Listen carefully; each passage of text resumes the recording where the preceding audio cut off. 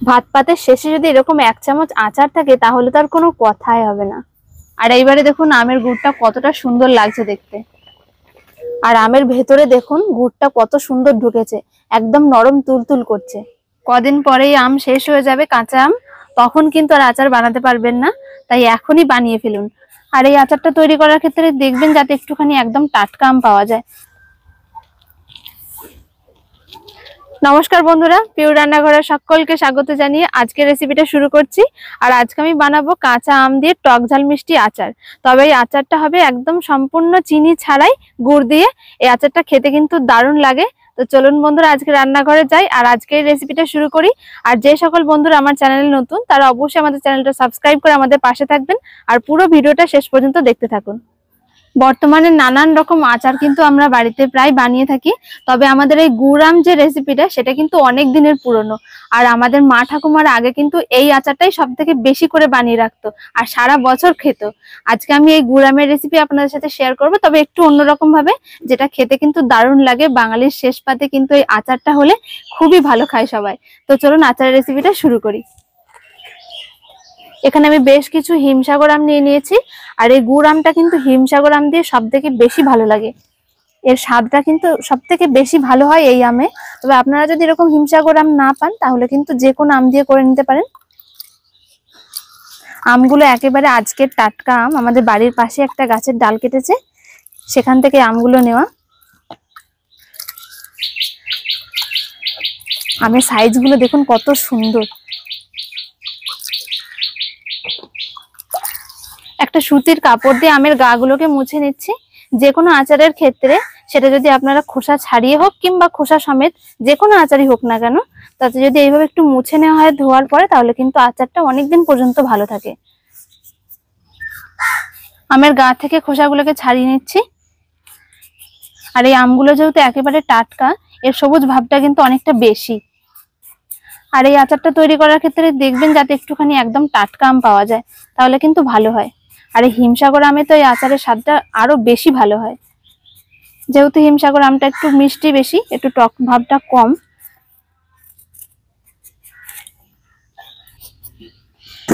ভাত পাতের শেষে অন্য যে কোনো আচারের চাইতে কিন্তু এই গুড় আমটা সব থেকে বেশি ভালো লাগে খেতে। আর যদি তাও আবার এরকম বড় বড় হিমসাগর আম দিয়ে সেটা তৈরি করা হয়। আর গুড় আম কিন্তু বানানো খুবই সহজ, যারা তৈরি করতে পারেন তারা তো জানেনই। আর যারা জানেন না বা আগে কখনো গুড় আম তৈরি করেননি, তারা একবার হলেও আমার এই রেসিপিটা দেখে করে দেখতে পারেন। আশা করছি এই রেসিপিটা আপনাদের সকলের পছন্দ হবে, এতটাই সুন্দর করে দেখাবো। আমের গা থেকে ভালো করে খোসাটা ছাড়িয়ে নিয়েছি। এবারে আমগুলোকে পিস করে টুকরো টুকরো করে নেব। আমগুলো দেখুন খুব একটা কিন্তু এখনো ভেতরে আটি হয়নি, শক্ত হয়নি, তার জন্য আমি একটু বড় বড় করে কাটছি।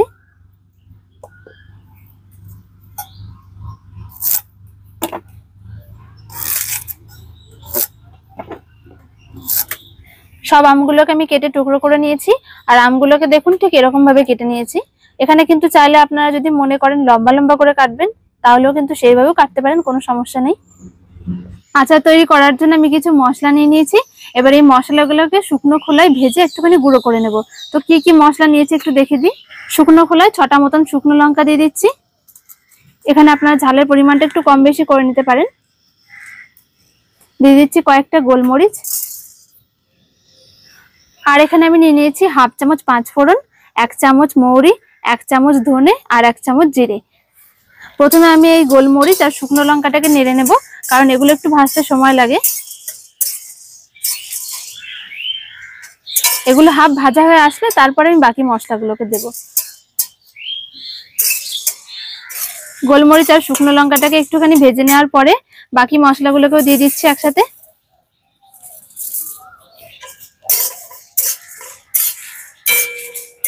নেড়ে চেড়ে শুকনো মশলাগুলোকে আমি একসাথে ভেজে নেব। এই মশলাটাই কিন্তু আচারের মধ্যে সব থেকে সুন্দর একটা গন্ধ আর স্বাদ এনে দেয়।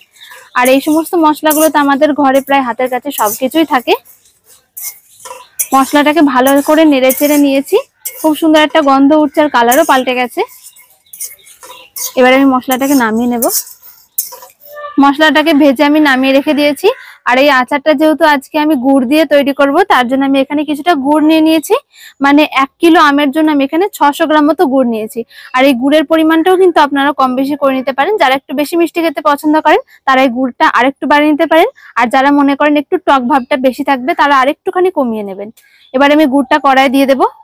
অল্প একটু জল দিয়ে সব গুড়টা আমি ঢেলে দিচ্ছি কড়াই।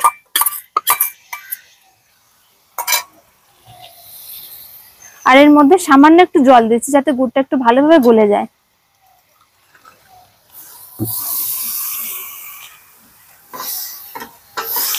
এবারে নেড়ে চেড়ে গুড়টাকে ভালো করে গলিয়ে নিতে হবে। জল দিয়ে ভালো করে আমি গুড়টাকে গুলে নিয়েছি। আর দেখুন এখন কিন্তু গুড় আর একদম গোটা গোটা দানা নেই, সব খুব ভালো করে গলে গেছে। এবার এই গলে যাওয়া গুড়টাকে আমি নামিয়ে একটুখানি ঠান্ডা করে নেব।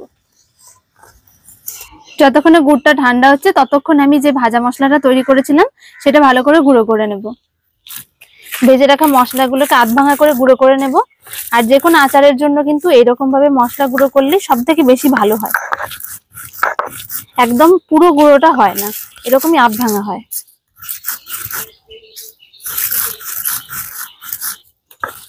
মশলাটাকে আধ ভাঙা করে গুঁড়ো করে নিয়েছি। খুব বেশি গুঁড়ো করলে কিন্তু আচারের মধ্যে খুব একটা ভালো স্বাদ আসে না।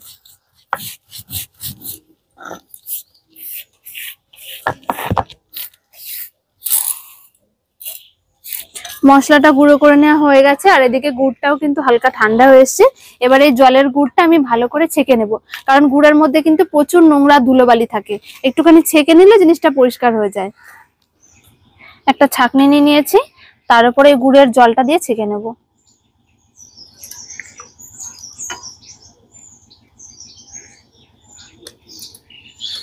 দেখুন কত নোংরা বেরোচ্ছে গুড় থেকে।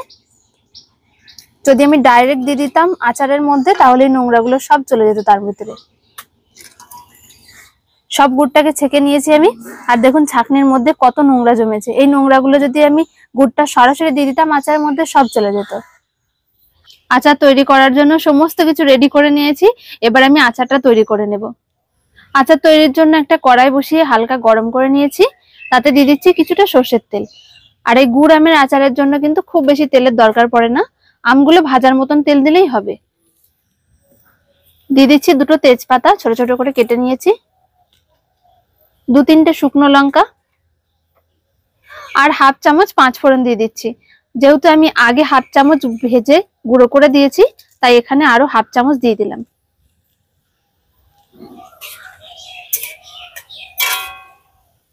1 চামচ লবণ দিয়ে দিচ্ছি, আর লবণের পরিমাণটা কিন্তু আম বুঝে দিতে হবে। 1 চামচ দিয়ে দিচ্ছি হলুদের গুঁড়ো।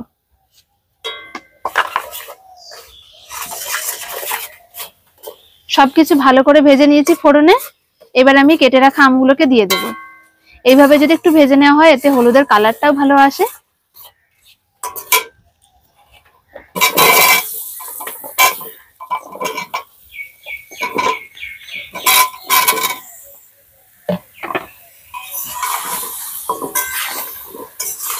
এবারে তেলের সাথে আমটাকে ভালো করে মিশিয়ে নিয়ে 2-1 মিনিট মতন ভেজে নেব। খুব বেশি সময় ধরে ভাজা যাবে না, যেহেতু আমগুলো বেশ কচি এখনো।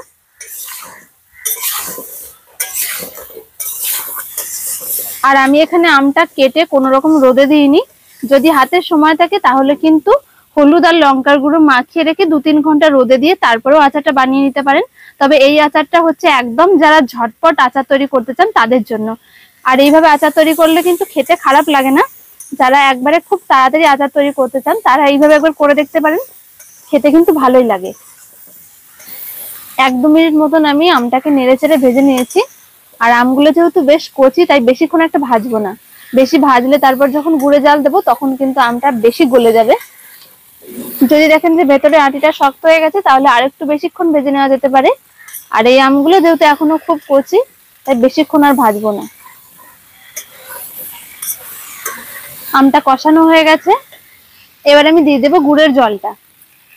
আর এই সময় আঁচটাকে একটুখানি মাঝারি আঁচে করে রেখে দিতে হবে।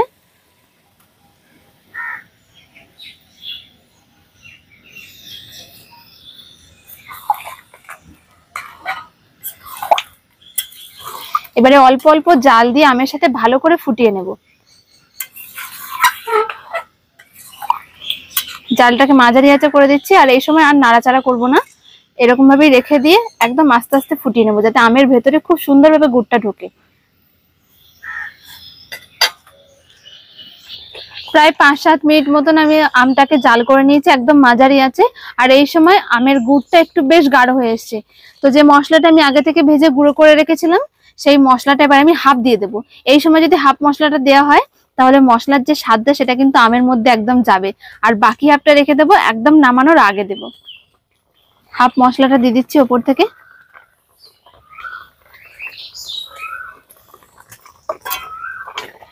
দেখুন আমের গুড়টা কিন্তু অনেকটা কিন্তু গাঢ় হয়ে এসছে। খুব একটা বেশি গাঢ় করেও নামানো যাবে না, কারণ যেহেতু গুড় নামানোর পর যত ঠান্ডা হবে তত কিন্তু গাঢ় হতে থাকবে, আরো বেশি টাইট হয়ে যাবে।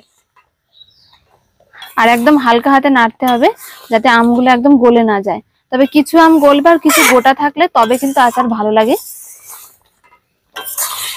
মশলাটাকে দিয়ে আমি আরো 2-3 মিনিট মতন ফুটিয়ে নেব, যাতে এই যে ঝোলটা রয়েছে আর একটু হালকা কমে আসে। আরো 2 মিনিট ফুটিয়ে নিয়েছি। আর এইবারে দেখুন আমের গুড়টা কতটা সুন্দর লাগছে দেখতে, একদম নামানোর জন্য তৈরি হয়ে গেছে। তার আগে আমি ভাজা মশলাটা বাকিটা দিয়ে দেব।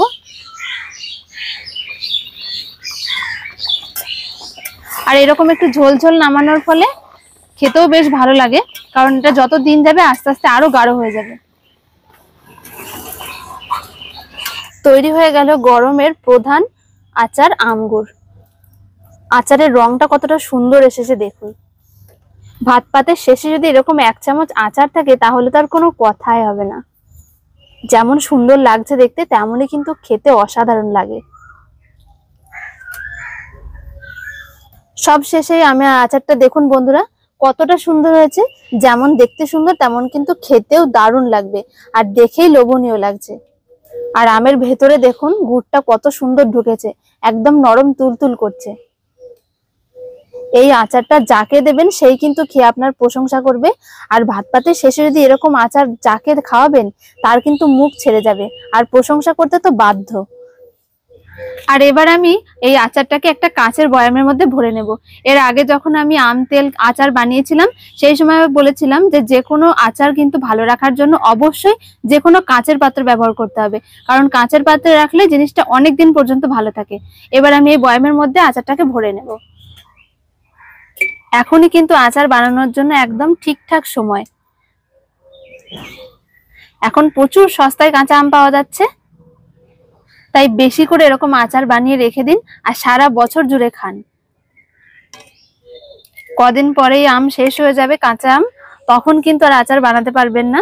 তাই এখনই বানিয়ে ফেলুন, আর অনেকটা করে বানিয়ে রাখতে হবে, নয়তো কিন্তু এত ভালো লাগে এই আচার খুব তাড়াতাড়ি শেষ হয়ে যাবে খেয়ে। আমের আচারের মধ্যে প্রধান হলো কিন্তু এই গুড় আম। সারা বছরের শেষে এই আমের সিজনে যত রকম আচারই বানান না কেন, এই গুড় আম যদি না বানানো হয় তাহলে কিন্তু বাঙালিদের কাছে আমের আচার অসম্পূর্ণই থেকে যায়। আর আজকে এই আমের আচারটা আমি খুবই সহজভাবে করে দেখিয়েছি, যাতে একবার দেখলে যে কেউ বাড়িতে যখন খুশি বানিয়ে নিতে পারবেন। তো বন্ধুরা, আশা করছি এই রেসিপিটা আপনাদের সকলের খুব ভালো লেগেছে। ভালো লাগলে অবশ্যই লাইক, শেয়ার, কমেন্ট করবেন আর আমাদের চ্যানেলটা সাবস্ক্রাইব করবেন। দেখা হচ্ছে পরের ভিডিওতে। সকলে ভালো থাকবেন, সুস্থ থাকবেন। ধন্যবাদ।